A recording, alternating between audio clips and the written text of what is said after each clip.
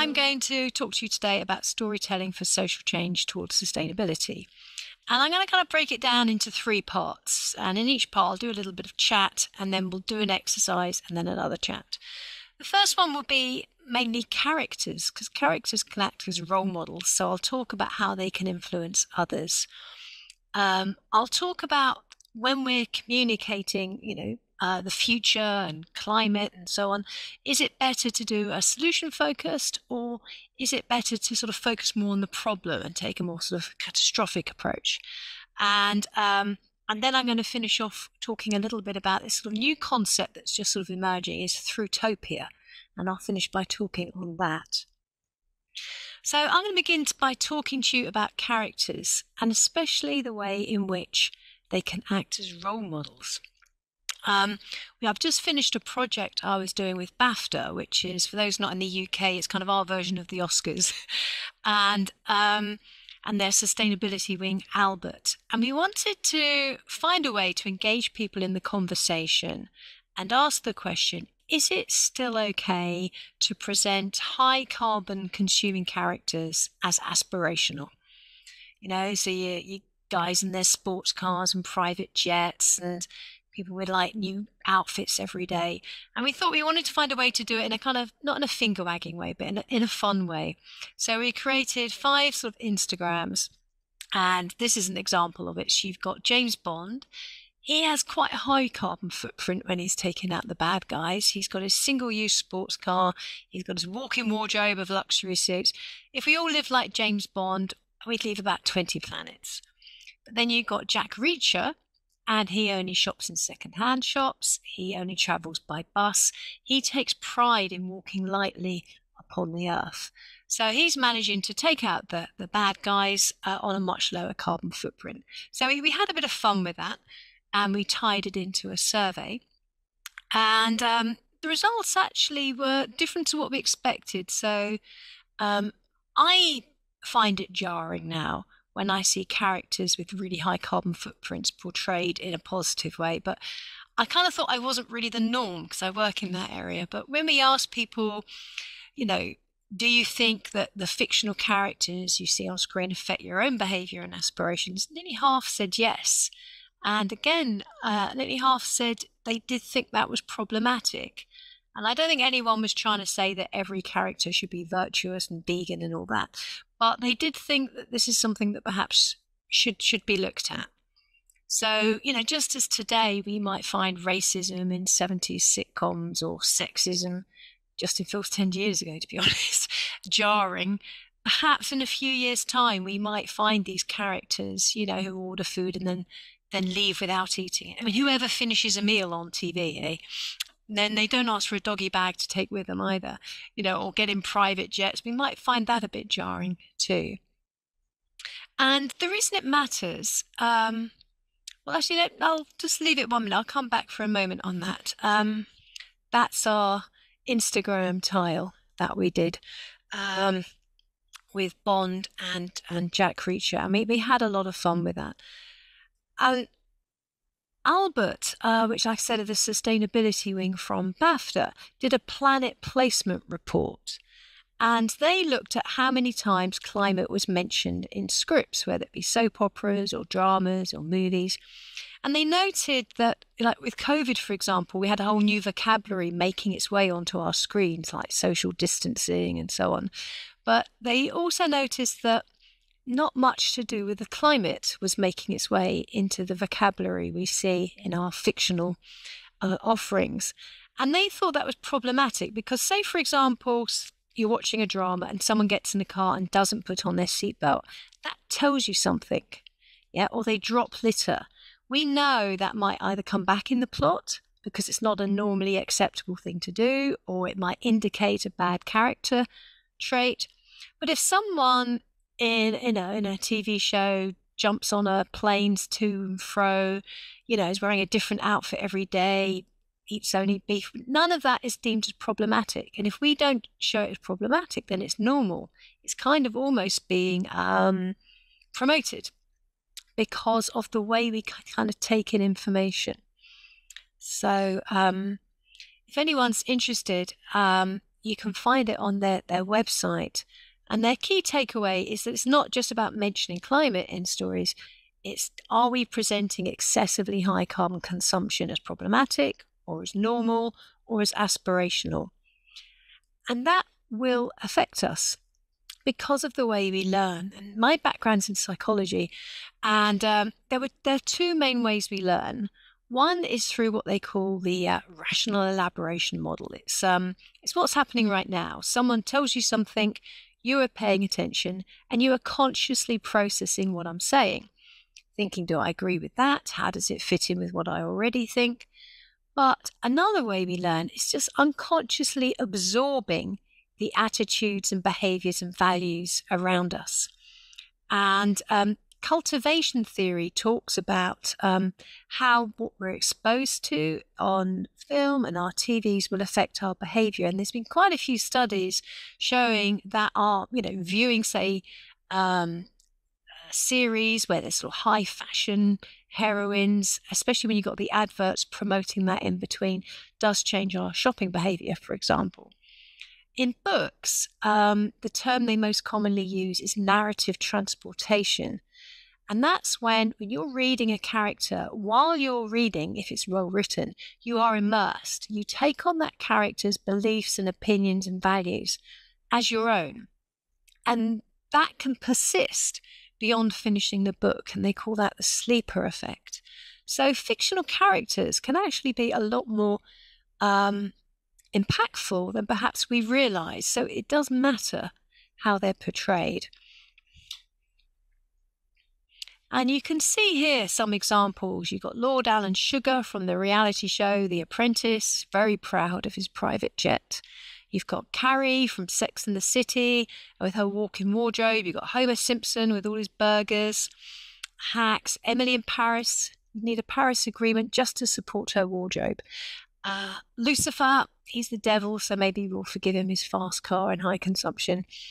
But a lot of these characters, they don't need to be written that way to make the plot any good. So, for example, Emily in Paris, I don't know how many people watch that, but she's a very innovative luxury marketing ad person in Paris, mostly fashion.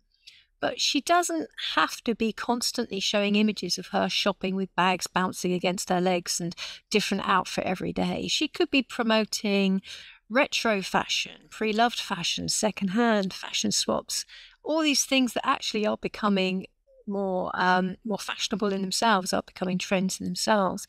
She does not have to be promoting single-use throwaway fashion, which in effect she is. It's harder to find positive role models. There are some examples. I think on a recent Love Island, they teamed with eBay, and all the participants said they'd wear secondhand clothes. And it really did make a difference. They reported, eBay reported a lot more people engaging with secondhand clothes, searches for pre-loved fashion, shot through the roof.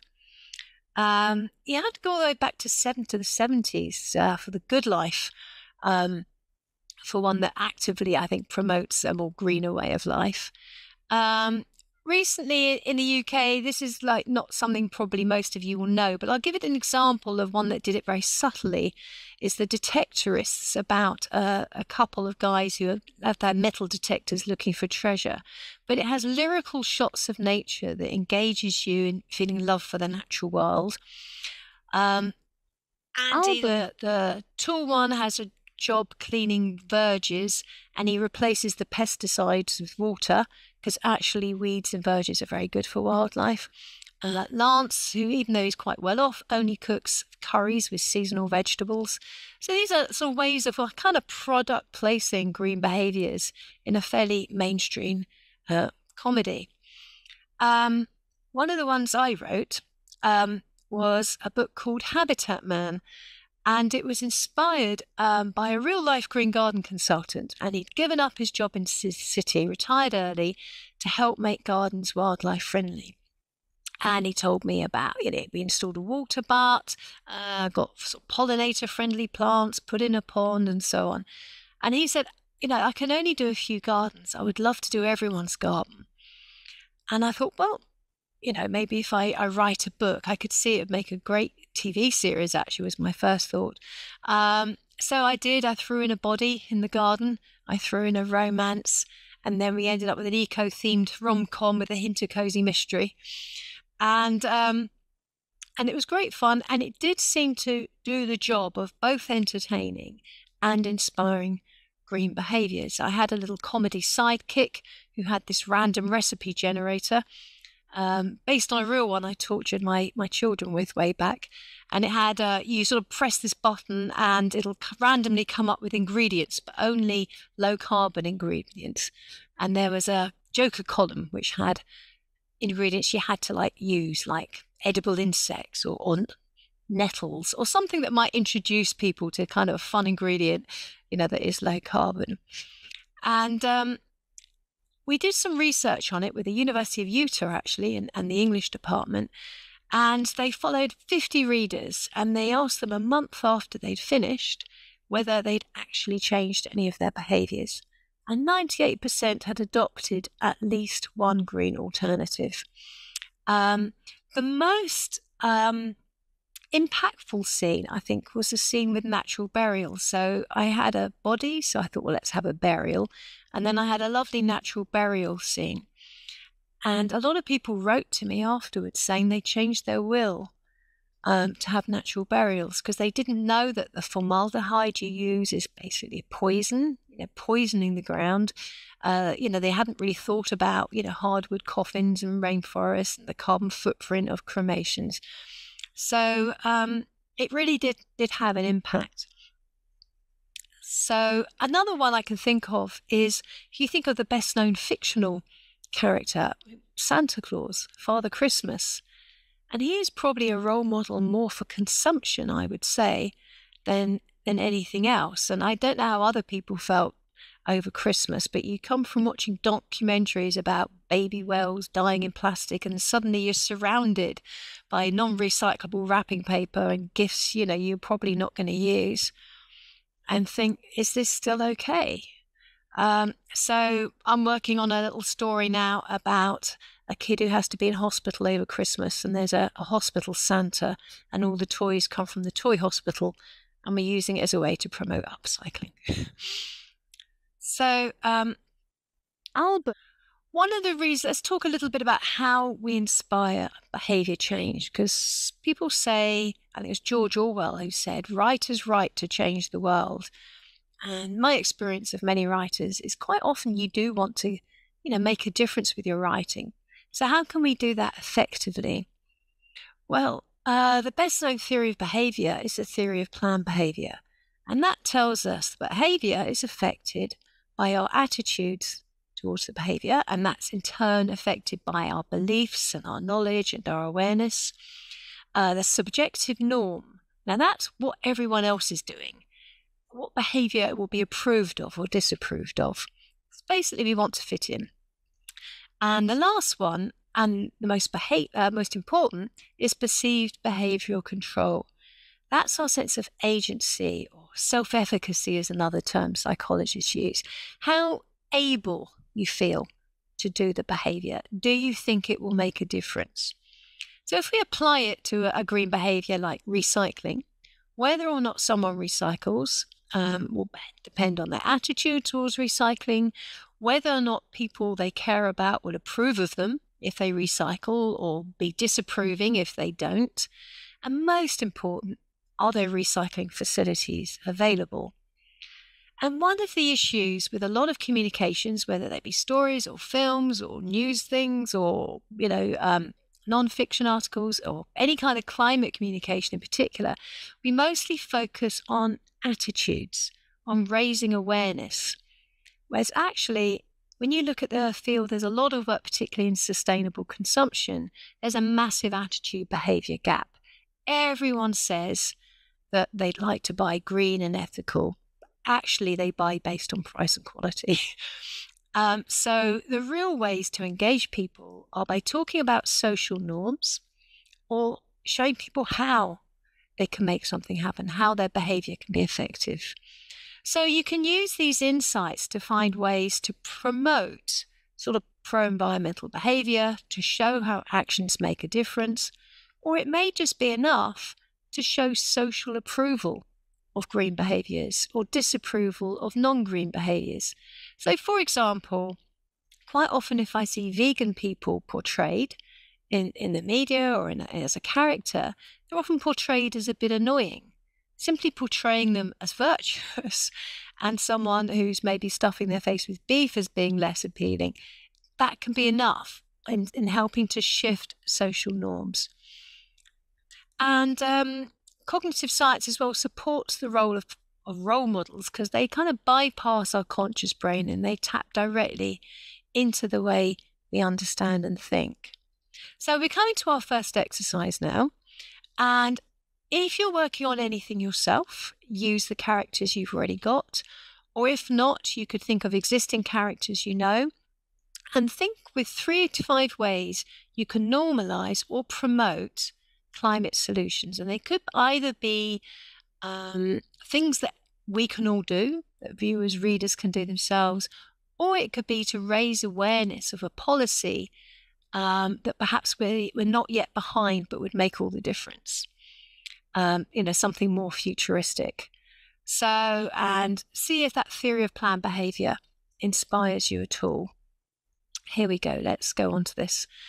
So let's give it 5 minutes. So some ideas you might think of is just thinking of the everyday lives and are there green alternatives? So if you want to go from A to B, does it have to be by car? Or could you use it as an opportunity to promote a ride-sharing app? They're great apps where you can rent your car out and other people can borrow it. Or could it be by bus or by bike or walking? At the moment, we see a lot of characters basically wasting food, which is a huge amount of greenhouse gas emissions. I mean, when does anybody ever eat anything or finish it? They order their food, mostly beef burgers, get upset about something and storm out. I would love just once for them to ask for a takeout bag to avoid waste and normalise that. If a heroine's going out for her big date, do we have to have that same old shopping trope where she's going from shop to shop with bags swinging? Or could she be going to a fashion swap party or a charity shop or buying pre-loved or doing up old clothes and jazzing them up a little bit to promote reuse and sort of subtly show there are alternative ways to the sort of buy and throw away wasteful society. So think whatever they're doing, if they're eating, traveling, buying, can you just show a green alternative there? I want to talk now about solution-focused versus catastrophic-focused writing. And first, I want to ask you, if you wanted to try and inspire people to take action on cleaning up plastic in the oceans, what do you think would be most effective? Would it be heartbreaking documentaries about, plastic in the oceans and how it's killing whales and turtles and so on? Or would it be a news story showing a project that was cleaning up plastic in the oceans? So what do we think? Most people assume that raising awareness is the most important thing. And I don't know how many people have seen those wonderful David Attenborough documentaries. They are very impactful, make a huge difference. But when you actually look at the research, if you frame things in a more solution-focused way, it is more likely to inspire proactive behaviour change. And I've done this study several times with different populations showing positive and negative versions of the same issue. Ones which focus on the problem, ones which focus on the solution. And the ones which focus on the solution tend to lead to more positive emotions, so more happier, more optimistic. Those that are more catastrophic focus, depression, anxiety, fear. Especially female respondents responded less, well to the more negative ones. But when I then asked them, how likely are you to take action, like by changing your own behaviour or writing to a politician or signing a petition or whatever, the solution-focused ones led to significantly higher intentions to change behaviour. And this is counterintuitive. Most people think we need to scare people into submission or into thinking, oh my God, we must do something. Anyway, just to test it, I did it on another area and I exposed readers to 4 short stories with a green theme, 2 solution focused, 2 catastrophic, and I got exactly the same responses. The negative ones inspired some, but just as many turned off. And some made it feel anxious, some just switched off, some did say something should be done, but more quite passive, something should be done. Whereas the ones with characters showing people doing things that made a difference that they could also do were way more likely to inspire, intentions to do the same thing. So this seems to indicate that really solution-focused stories with a positive tone are most likely to engage a broad base of people, to inspire greener behaviours and a more proactive mindset. And the reason seems to be that the negatively framed stories can make a lot of people just switch off or go into denial or avoidance or leave them feeling helpless. And if you tie this back to the theory of planned behaviour, the negative ones are primarily focused on awareness and attitudes, which is a much weaker predictor of behaviour than feeling able to make a difference. So it does seem that perhaps we've been doing it all wrong in a lot of our communications. Most climate fiction is very dystopian. So I want to move on now to a few tips on how we can write to change behaviour without turning people off. And I think any time in a film or piece of fiction that you are obviously trying to change behaviour, it can engage a defensive reaction. So sometimes you do have to be quite subtle. So if it arises naturally from the plot, or if it's natural environment like a courtroom or classroom where you might naturally engage in debate, then I think you can make it work. But if it's just sort of bolted on, it can be quite clunky. And I know this from my own experience of trying to write that stuff that's entertaining, but also does sort of make a difference. Always better to show. So for example, I gave the example of Habitat Man, which had a natural burial. I talked about natural burials in a court case that was, quite fun court scene, but no one wrote to me saying that court scene changed my behaviour and made me change my will to have a natural burial.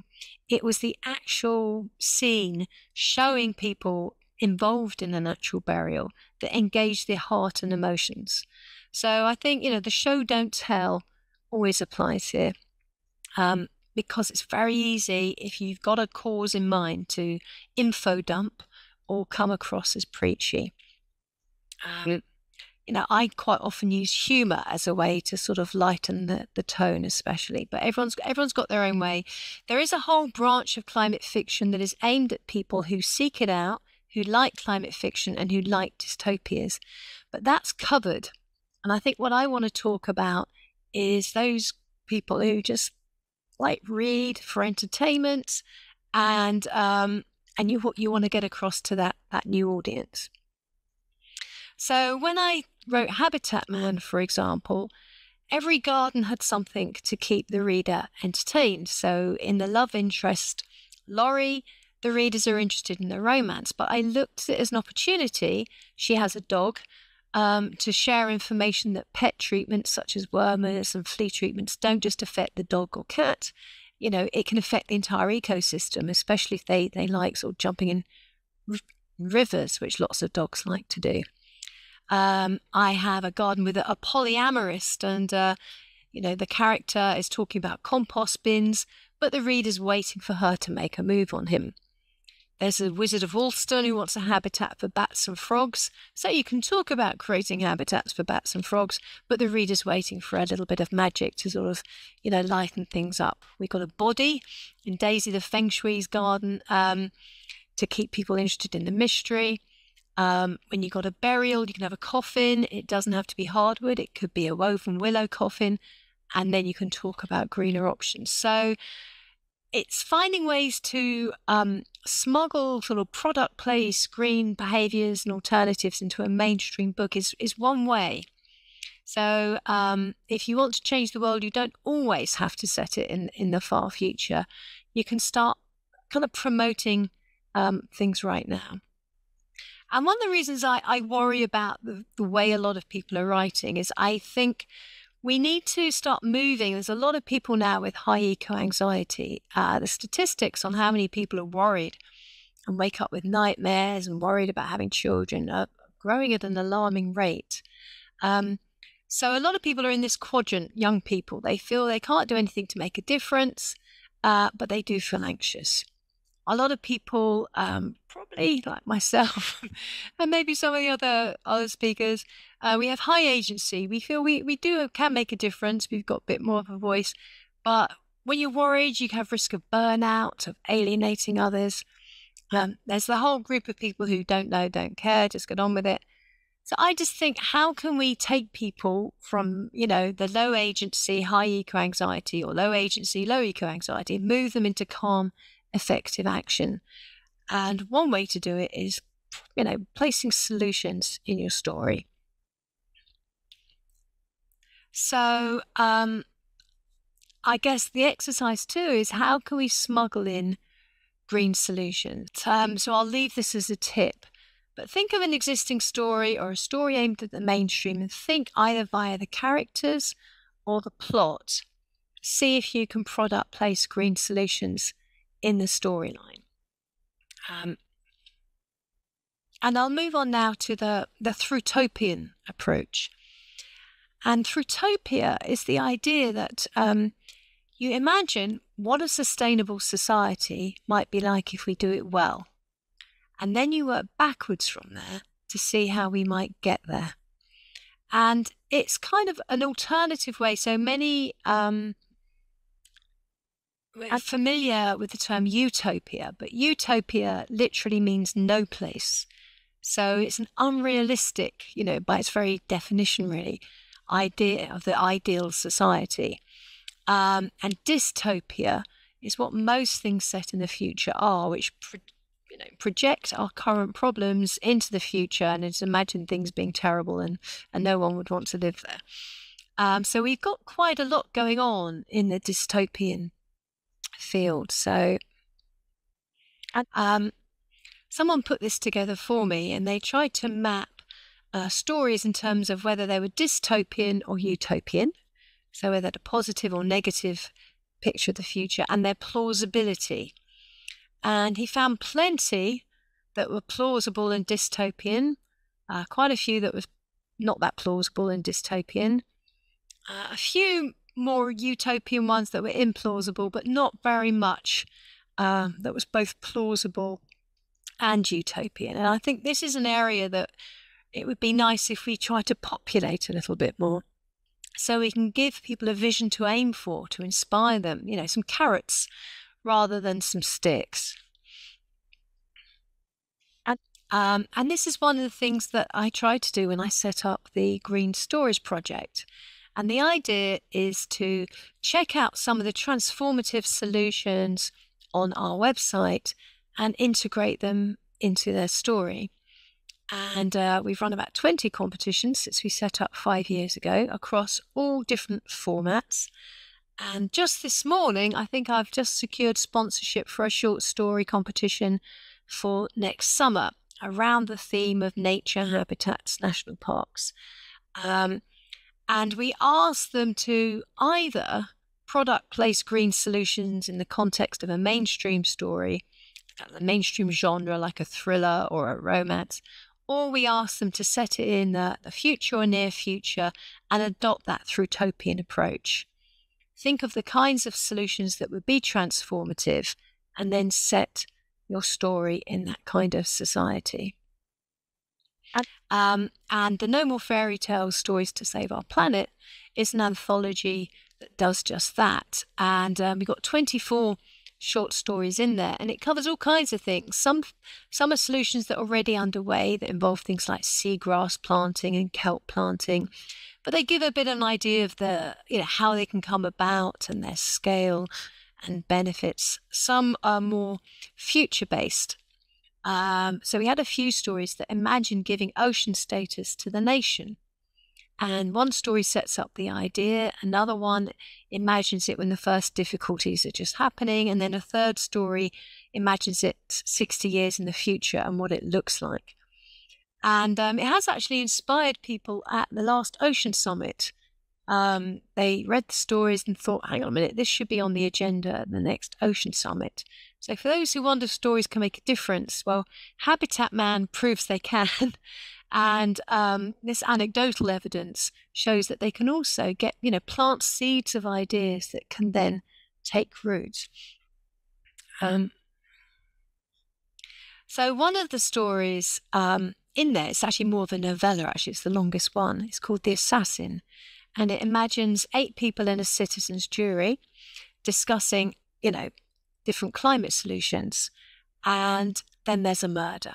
So it's a lovely way to kind of showcase solutions that could be properly transformative, and it's actually easier to do that in fiction. So one of them is personal carbon allowances. Now, we all have this problem, don't we, where we think, well, do I really want to give up flying and eating beef and all this if no one else will? It'll make a lot of difference to me, but it won't make much difference to the planet. And this is the issue. Personal carbon allowances, imagine that we're all set with our own carbon allowance. And so your carbon footprint, your purchases, it would mostly be to do with fuel and transport, certainly to begin with. And you'll get your own allowance. And if you go under it, you can sell the remaining carbon credits on the carbon market and get rewarded. And if you go over it, you have to pay extra. So it really incentivizes low carbon behavior. It would pull all kinds of investment into low carbon products and services, and it's fair, it's equitable. So I might think, okay, well, my dog eats a lot of dog food. At the moment, there's not much incentive for me to purchase the low carbon insect-based food because it's twice as expensive. But if I had a personal carbon allowance, there's that incentive there. Lots more people would buy it, the price comes down, and so on. So this is quite a fun way to get people to understand how different policies would affect them because different characters are responding to them. And of course, citizens' jury is a lovely setting for a murder. It's a nice closed room. And probably the biggest climate solution there is the process itself, because our democracies are tied into 5-year cycles. And the politicians are lobbied by business interests. It's actually, I would argue, it's institutionally unlikely to ever prioritize long-term climate crisis over short-term issues, just because of the way it's designed. Citizens' assemblies are growing in use, especially across Europe. And it's been shown that when they're done properly and people are given access to expert information and proper time to consider, they do make really good decisions. So there has been talk of really giving them proper power because they're limited mostly that they only recommend. Their main barrier is awareness. So the public aren't yet aware of their potential. So this is a situation where raising awareness is a really good step because we're not already aware. And raising awareness of personal carbon allowances, a politician might find it hard to do that because it doesn't fit nicely in a soundbite. Fiction, speculative fiction, is a lovely way to play out such policies. So we can imagine who wins, who loses, how people might game the system, and get it into public debate a little bit more. I've now got a play version. It's a 25-minute. I've got a really great actor. He was in Star Wars and everything. Jack Claff. And he's doing a dramatic monologue, which is based on the ethical dilemma of the director of public prosecutions. And he must decide whether to prosecute the murder. If he does, it will mean the end of citizens' juries, which many people think might be the silver bullet to avert the climate crisis. And we engage the audience in making that decision. So do make a note of that because the event will be live streamed on YouTube. I might put that in the chat at some point. So these are examples of how you can use fiction to sort of share ideas. So I think one way, if you're writing speculative fiction, is to start with exactly where Lisa started right at the beginning. What if? And think what a sustainable future might look like, and what kinds of policies or practices might get us there. And they might be very different to the ones the government would do. Starting from where we are now and trying to be a little less bad leads to very different approaches than starting from where we need to be and thinking how we might get there. So, what might it look like if we had a well-being index that we judge the success of our society by, rather than the gross domestic product, for example? What about sharing economy? What about personal carbon trading? So I'm going to leave you with this one. We don't have to do it now because we've come to the end. But I think one of the things you can do is to sort of speculate, think, what might a society look like if if carbon credits completely replace money? That might be fun. What would that look like? How would it affect everything else? How would it affect what business chooses to invest in, what we choose to focus on? What if shops no longer exist? What instead of buying, someone a set of golf clubs for Christmas, we buy them membership of the sports library or membership of the fashion library? What if a House of Citizens becomes the second chamber in your political system? What if the most powerful person is the Minister for Future Generations?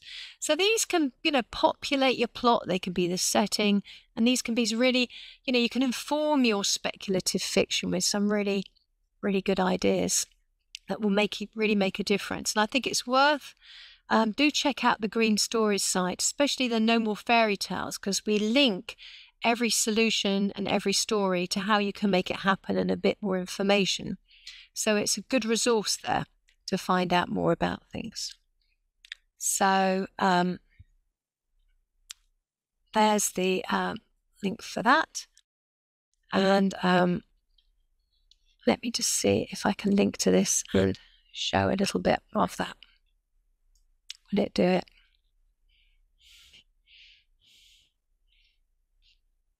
While it's doing that, I will just show where some of these things can be found. So if you want to look at No More Fairy Tales, Stories to Save the Planet, you can see all the solutions here and what stories they are in. So citizens' assemblies, seagrass, on-demand, public transport, green finance, personal carbon analysis. So they're a mixture of quite technical and much more systemic and some cultural. And you click on them and you will find out all kinds of things. So we click on this, Ocean as Nation. That's a more legal one. And you can find out a bit more about the ideas there. So I will shut that one down now and finish on the summary. So in summary, I guess step one, avoid portraying high carbon consumption as aspirational. Do share our social media campaign, #ClimateCharacters. Write stories that show positive role models and stories of visions of society that show how we've done things right, and really educate yourself on the solutions that would be properly transformative, that would really, really make a difference. And so thank you for being there, and I hope I've said something that might trigger some good ideas for you.